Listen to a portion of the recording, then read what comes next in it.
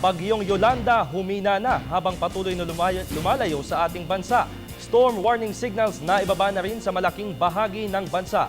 Magbabalita ng live mula sa Pag-asa DOST ang ating kasamang si Amor Larosa. Amor, kumusta na ang bagsik ng Bagyong Yolanda? Yes, magandang hapon Haji, magandang hapon Pilipinas. Ito na po ang latest sa lagay ng ating panahon.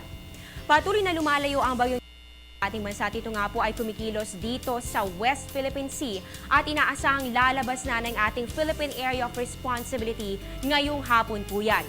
Ayon po sa Pag-asa, maaaring bago mag-alas 2 ng hapon ngayon ay makalabas na yan dito po dahil po yung mata nitong Bagyong Yolanda ay malapit na mismo dito sa ating power line. So eto po yung broken na red lines na yan, ito po yung symbol ng ating power line. So napakalapit na po talaga ng mata ng bagyo dito sa ating boundary ng ating power line. Kaya patuloy po nating antabayanan yan dito lamang sa Pag-asa sa tulong ng Panahon TV.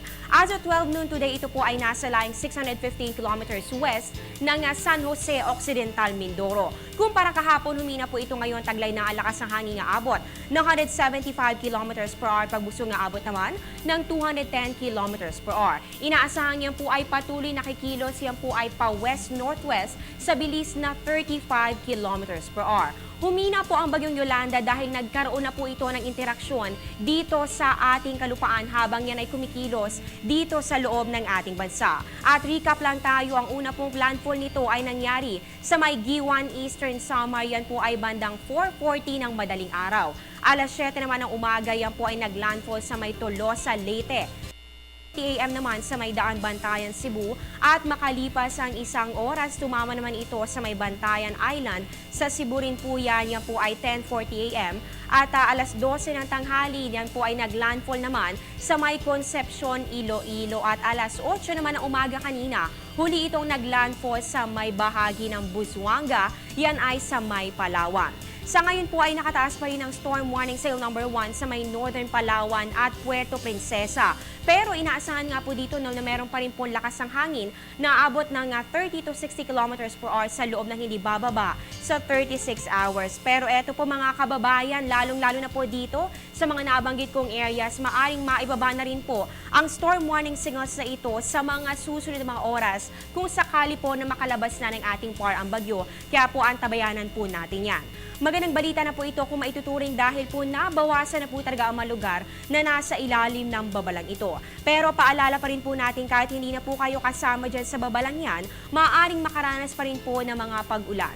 At para po sa magilagay na ating panahon sa araw na ito, ayon po ito sa 5 AM weather forecast ng Pag-asa. Dito po sa may extreme northern Luzon, pati rin po dito sa may bahagi ng Palawan, kasama na ang Calamian Group of Islands, makakaranas ng masungit na panahon. So meron pa rin po mga malalakas na hangin at posibleng meron pa rin po mga pag-ulan. Inaasahan pa rin po ang napakaalong mga karagatan sa mga area sa ito. Samantala, para naman po sa natitirang bahagi pa ng Mimaropa, pati rin po sa Maya, Batangas, Aklan, Boracay, Northern Antique at Semerara Island, magkakaroon naman po ng mga pag-ulan at bugso pa rin ng hangin. At dito naman sa may bahagi ito ng Zamboanga Peninsula at natitirang bahagi pa ng Luzon at pati na rin po dito sa buong Visayas, asahan naman po na magkakaroon po ng maulap na kalangitan na meron pong mahina hanggang sa katamtamang pag-ulan o pagkidlat paggulo. At ang natitirang bahagi naman po ng Mindanao ay magkakaroon lamang ng partly cloudy to cloudy skies with isolated rain showers or thunderstorms. At eto para po sa mga nagtatanong kung kailan nga ba tayo makakaasa ng pagganda ng panahon. Ayon po kay Mr. Joy Figuracion na weather forecaster ng Pag-asa, once na makalabas na po ng ating PAR at makalayo na po itong Bagyong Yolanda, malaki po ang chance na makaramdam na po tayo ng improvement dito sa malaking bahagi ng ating bansa. Dahil ito nga po nakikita natin yung mga kaulapan po na dala-dala pa rin po na Yolanda ay medyo natatapat pa rin talaga sa ilang areas ng Luzon at bahagi pa rin ng Visayas. At sa karagdagang balita naman, hindi pa kalabas ng PAR ang Bagyong Yolanda.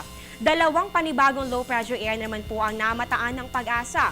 Ang maganda naman po dito, ang isang low pressure area ay maaaring malusaw rin kaagad sa mga susunod na mga oras. Pero ang isang LPA naman po ay nasa silangang bahagi ng Mindanao ay maaaring pumasok ng ating PAR, yan po ay sa araw ng Lunes. Kung sakaling makapasok po yan dito sa ating PAR sa Lunes, hindi pa naman po tayo makakaramdam ng epekto nito. Sa ngayon po, patuloy po rin natin itong binabantayan at hindi pa rin po inaalis ang posibilidad na ito ay lumakas o ma-develop sa pagiging bagyo.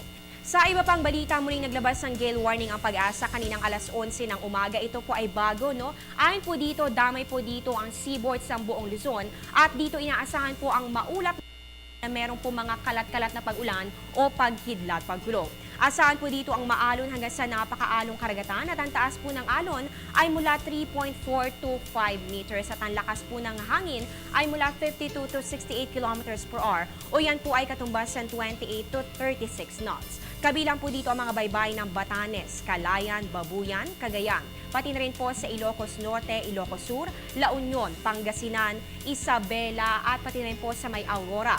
Kasama rin po dito ang baybay ng Zambales, Bataan, Quezon, Pulilio Island, Batangas, Marinduque, Romblon, Mindoro at maging sa Bicol Region.